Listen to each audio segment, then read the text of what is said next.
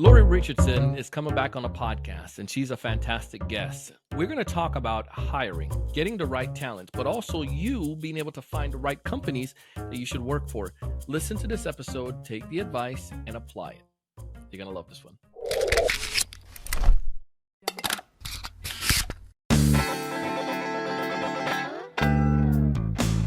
Hey, everyone. Welcome to another great episode of the Sales Evangelist Podcast. I'm your host, Donald C. Kelly, the Sales Evangelist, and I'm so excited for another great episode. I'm so excited to be here with you today.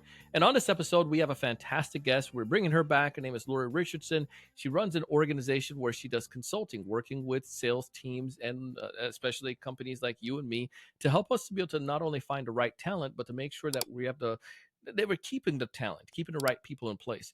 She has a book, and I'll put a link down in the show notes so you can get access to that. But the biggest thing that Lori and I are going to talk about today is just some of the qualities that make salespeople great. So whether you are as an individual contributor trying to figure out how to put your best foot forward for your next gig, or as a leader, you're trying to figure out how do I hire the right individuals to come into my company, this is a great episode. If this is your first time listening to the podcast, please subscribe. You can also tell another teammate about it. Check out our sponsors because they're offering you amazing tools and tips and ideas that can help you out. I vet them and I validate what they're sharing, and I know it's going to be helpful for you. As we go in, Lori and I are going to tackle one of the first things that I find to be so interesting when it comes towards a sales rep. And it's one of the top qualities she puts out there. I'm not going to tell you what it is. You're going to need to listen to it. But this quality can make anyone fantastic in sales. Lori, welcome back to the show. It's a pleasure to have you again.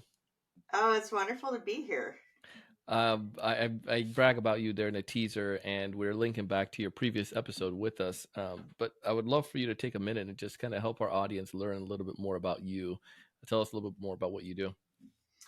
Yeah, so I'm a sales strategist. I have been doing this for over 20 years. Prior to that, I was in B2B sales as a seller first, and then a team leader, and then a sales leader, and then I ran a corporate university for a couple of years. So I have been all around and selling a lot of different services, including financial, SaaS-based services, and got my start really in the technology space. So that's phenomenal. Yeah.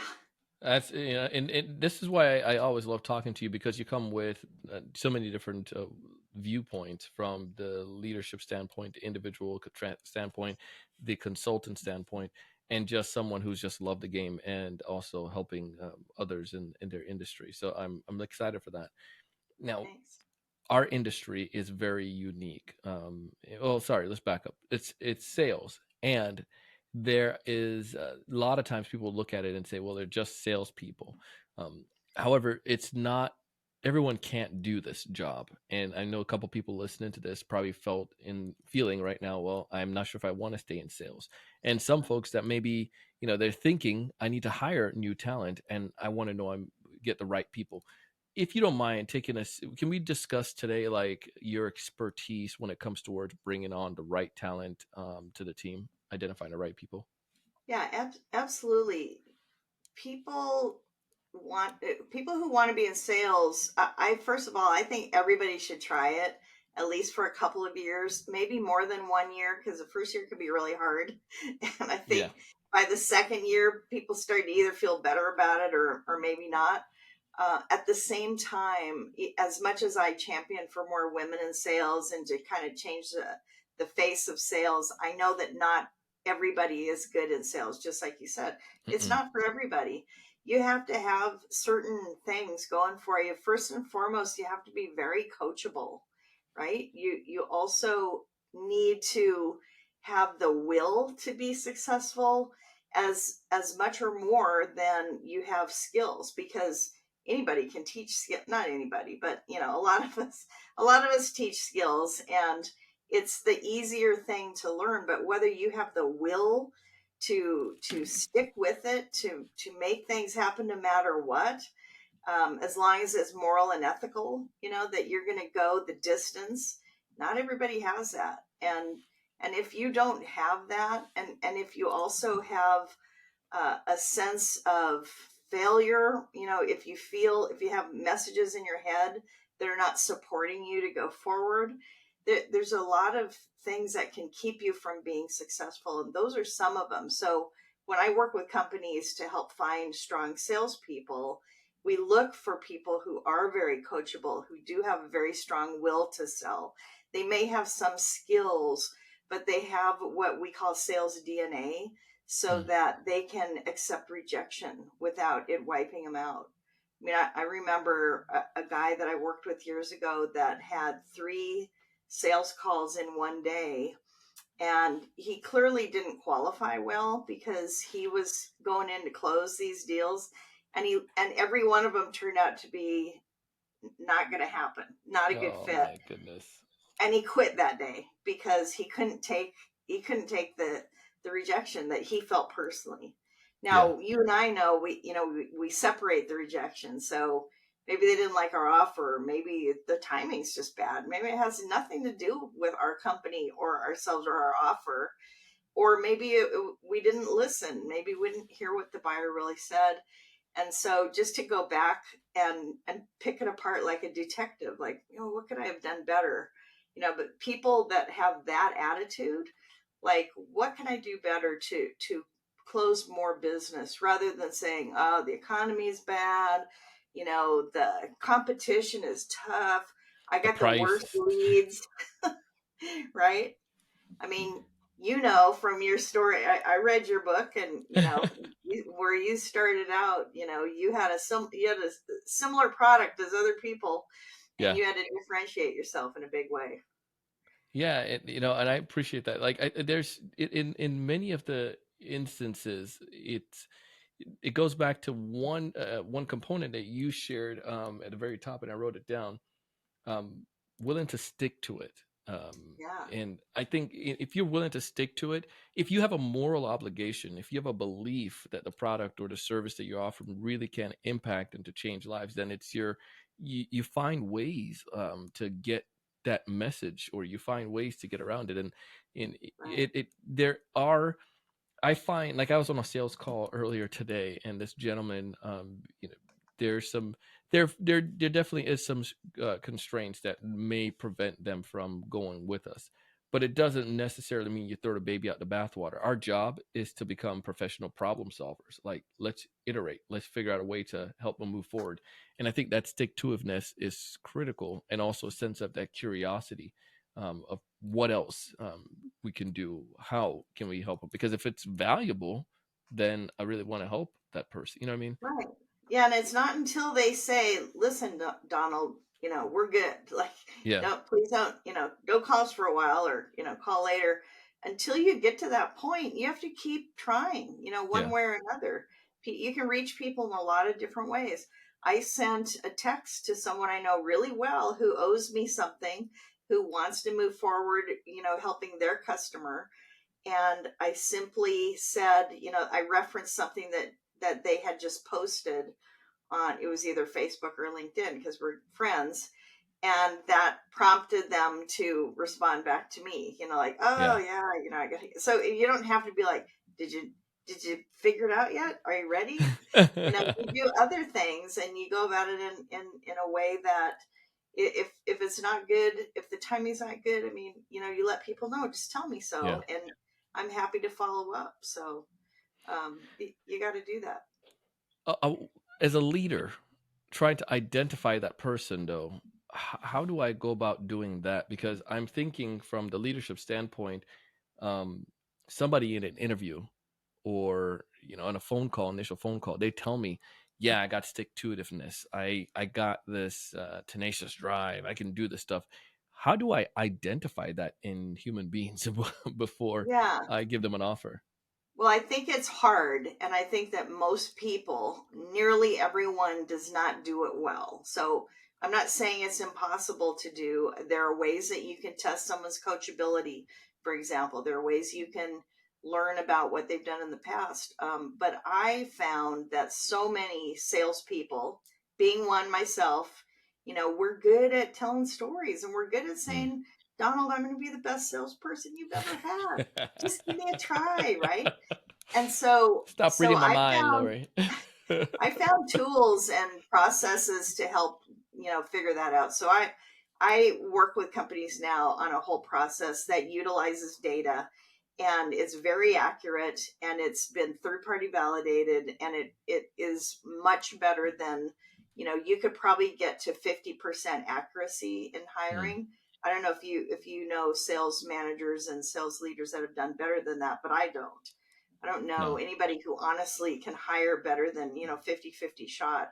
And the fact is that, in 90 or 120 days, maybe 6 months for sure, you're going to know about that person. But what's it going to cost you in Yeah. between them? Why not? If you could use a tool that would help you to figure it out sooner in the very beginning, even before you hire them, why wouldn't people do that? So that's what a lot of people do that I work with. And then you can also evaluate your existing sales team.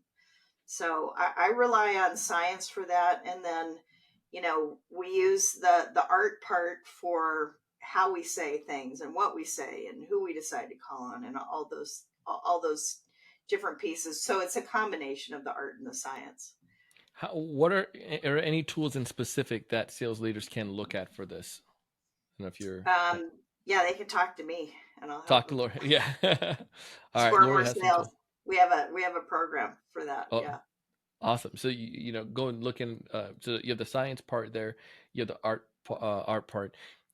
Is it that before I do an interview with someone, they're doing an evaluation before we get to Hmm. that interview component? Yep. Okay. Pre-hire assessment, and so that you know what you're getting. Otherwise, you can evaluate your existing team once you already have them and kind of figure out, what do I have to work with here. Now, I know some sales leaders that when they go to a new company, because they've worked with us previously, they'll include that in their package that, I'll start at your company and I want to evaluate my sales team as soon as I get in. So Yeah. it's going to cost X for X number of people. It's based on the size of the team, and then they'll know whether they need to replace some folks or not. I mean, it's really very clear like that. Yeah. Do you find that are there certain qualities that stand out?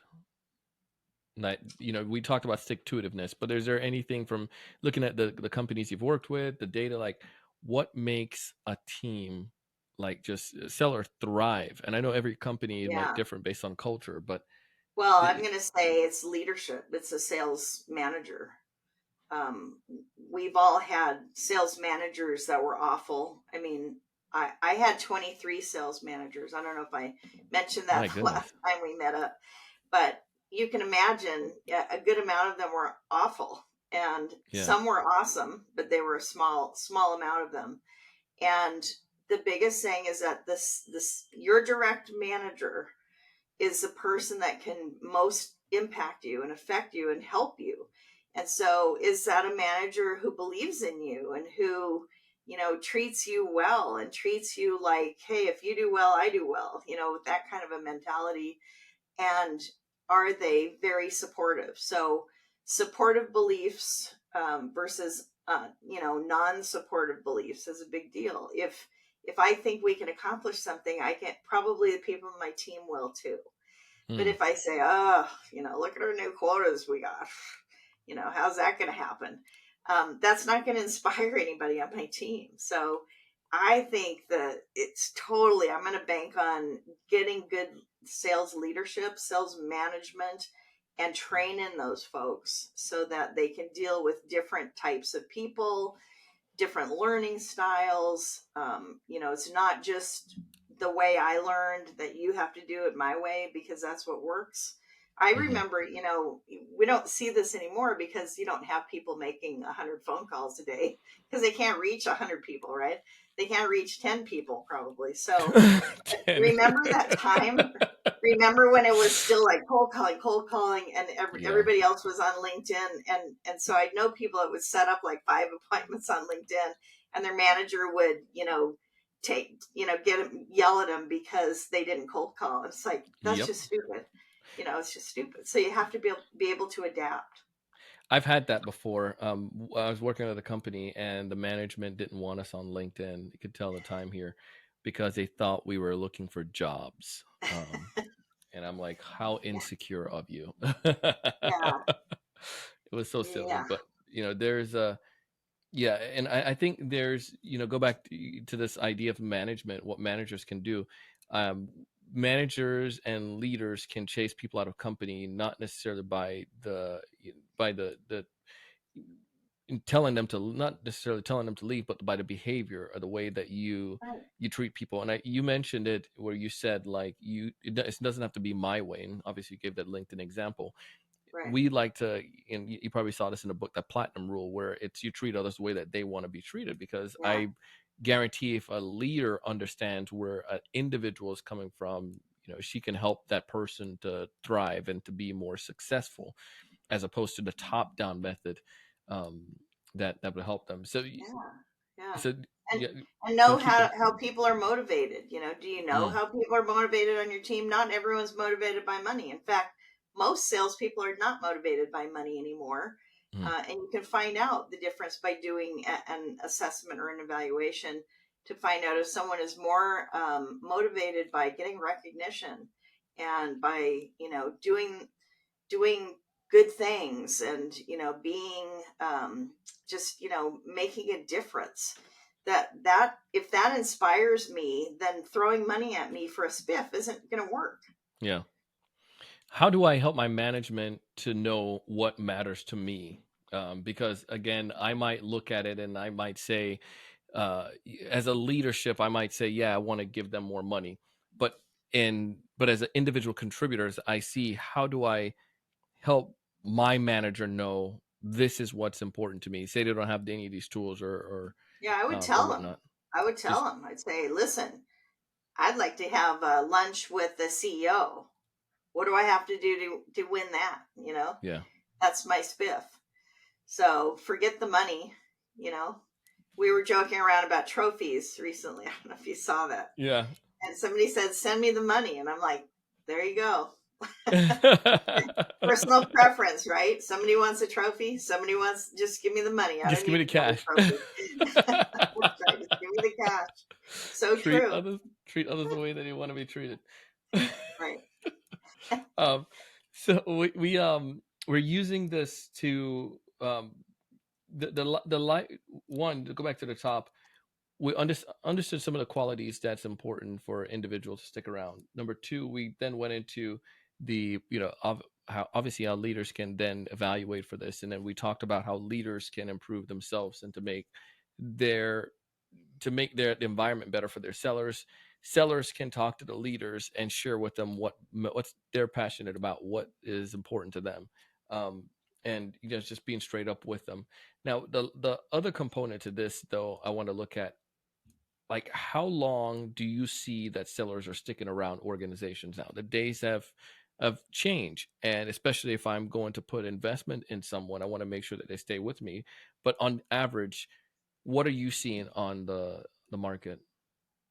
Yeah, I have seen it all over the boards because I work with a lot of different industries. Yeah, So there's some more traditional industries that I don't think we're seeing as much turnover. I think tech has always been kind of yeah, volatile a little bit.